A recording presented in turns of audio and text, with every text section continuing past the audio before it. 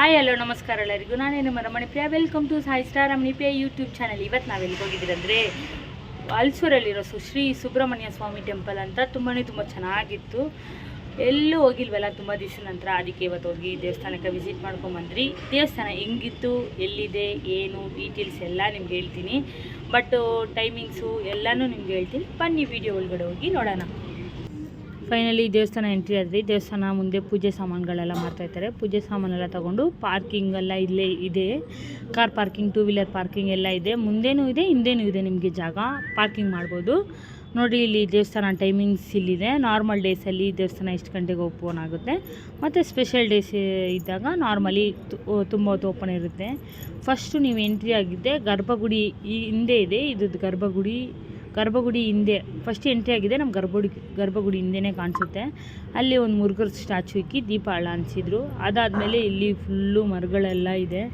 ತುಂಬ ಚೆನ್ನಾಗಿತ್ತು. ಅಷ್ಟು ಚೆನ್ನಾಗಿತ್ತು. ತುಂಬ ಸ್ಪೆಷಲಿ ಎಲ್ಲ ನಮಗೆ ತುಂಬ ಡೇನೇ ತುಂಬ ಹ್ಯಾಪಿಯಾಗಿ ಫೀಲ್ ಮಾಡಿದ್ವಿ. ಮುರುಘರ್ ಅಂದ್ರೇ ತಮಿಳ್ ಕಡவுள், ಎಲ್ಲರಿಗೂ ತುಂಬ ಇಷ್ಟ.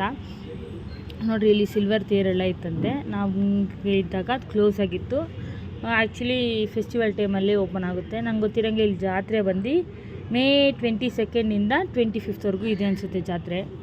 ನೋಡಿರಿ, ಇಲ್ಲಿ ಹಿಂದೆಗಡೆ ಕಾರ್ ಪಾರ್ಕಿಂಗು. ಕಾರ್ಗೆ ಏನಾದರೂ ಪೂಜೆ ಮಾಡಬೇಕಂದ್ರೆ ನಾವು ಹಿಂದೆಗಡೆ ಸೈಡಿಂದ ತೊಗೊಂಬಂದರೆ ಕಾರ್ಗಳು ಪೂಜೆ ಮಾಡ್ತಾರೆ ಇಲ್ಲಿ. ಆಮೇಲೆ ಹಿಂದೆಗಡೆ ಸೈಡು ಮಲೇಷಿಯಾ ಮುರುಘರ್ ಥರ ಮುರುಘರ್ ಇದೆ. ಅದಕ್ಕೆ ಮುಂಚೆ ನಾವೇನು ನೋಡೋಣ ಅಂದರೆ ಮೆಟ್ರೋ ಹೋಗ್ತಾಯಿತ್ತಲ್ಲ, ಅದು ನಿಮಗೂ ತೋರಿಸೋಣ ಅಂತ ನಾವು ವೀಡಿಯೋ ಮಾಡಿದ್ವಿ. ಸರಿ, ಇವಾಗ ಬನ್ನಿ. ನೋಡಿರಿ, ಕಲ್ಯಾಣಿ ಎಲ್ಲ ಇದೆ. ಆ್ಯಕ್ಚುಲಿ ಬೆಂಗಳೂರಲ್ಲಿ ನಾನು ಇದೇ ಫಸ್ಟ್ ಟೈಮ್ ಕಲ್ಯಾಣಿ ಎಲ್ಲ ಇರೋ ದೇವಸ್ಥಾನಕ್ಕೆ ಹೋಗಿರೋದು. ತುಂಬ ಚೆನ್ನಾಗಿತ್ತು. ಆ ಕಲ್ಯಾಣಿಯಲ್ಲಿ ಸಾಯಂಕಾಲ ಟೈಮ್ ಸ್ಪೆಂಡ್ ಮಾಡೋದು ಅಷ್ಟು ಚೆನ್ನಾಗಿರುತ್ತೆ. ಇಲ್ಲಿ ತುಂಬ ಚೆನ್ನಾಗಿತ್ತು. ಮದುವೆ ಎಲ್ಲ ಮಾಡ್ತಾರೆ ಇಲ್ಲಿ. ಆ್ಯಕ್ಚುಲಿ ಯಾರಿಗಾದ್ರೂ ಮದುವೆ ಮಾಡ್ಕೊಬೇಕಂದ್ರೆ ಮಾಡ್ಕೊಬೋದು. ಮಂಟಪನೂ ಇದೆ, ದೇವಸ್ಥಾನದಲ್ಲೂ ಮದುವೆ ಮಾಡ್ತಾರೆ ಇಲ್ಲಿ. ನೋಡ್ರಿ, ಎಕ್ಸೈಟ್ ನೀವು ಎಲ್ಲಿಂದ ಬಂದರೂ metro station, Halsuru metro station ಅಂತ ಹೇಳಿದ್ರೆ ಅಲ್ಲಿ ಇಳಿದ ತಕ್ಷಣವೇ ದೇವಸ್ಥಾನ. ಯಾರನ್ನ ಕೇಳಿದ್ರು ಹೇಳ್ತಾರೆ ನಿಮಗೆ ದೇವಸ್ಥಾನ ಬಗ್ಗೆ.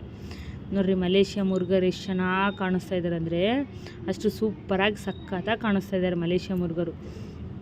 ಅದೆಲ್ಲ ಮುಗಿಸ್ಕೊಂಡು ಮತ್ತೆ ನಾಗಾತಮ್ಮ ಅಂತ ದೇವಸ್ಥಾನ ಇತ್ತು. ಅಲ್ಲಿ ಒಳಗಡೆ ಎಂಟ್ರಿ ಆಗೋಣ ಅಂತ ಎಂಟ್ರಿ ಆದರೆ ಆರುಬಡೆಯಪ್ಪನ ಮುರುಘರಲ್ಲಿ ಏನೇನು ದೇವಸ್ಥಾನ, ಪಲ್ಲನಿಯಲ್ಲಿ ಯಾವ ಥರ ಮುರುಘರ್ ಇದ್ದಾರೆ, ತಿರುಚೆಂದೂರಲ್ಲಿ ಯಾವ ಥರ ಮುರುಘರ್ ಇದ್ದಾರೆ, ಆ ಥರ ಎಲ್ಲ ಥರ ಮುರುಘರ್ದು ಇಲ್ಲಿ ಈ ಥರ ಡಿಸ್ಪ್ಲೇ ಮಾಡಿಕ್ಕಿದ್ರು.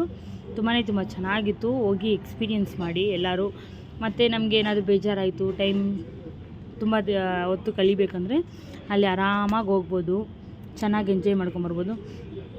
ಇದೇನಂದರೆ ಇದು ನಾಗರದು ಫುಲ್ಲು ಎಲ್ಲ ಏನೋ ಹೇಳ್ತಾರೆ, ನನಗೂ ಸರಿಯಾಗಿ ಗೊತ್ತಾಗ್ತಾಯಿಲ್ಲ.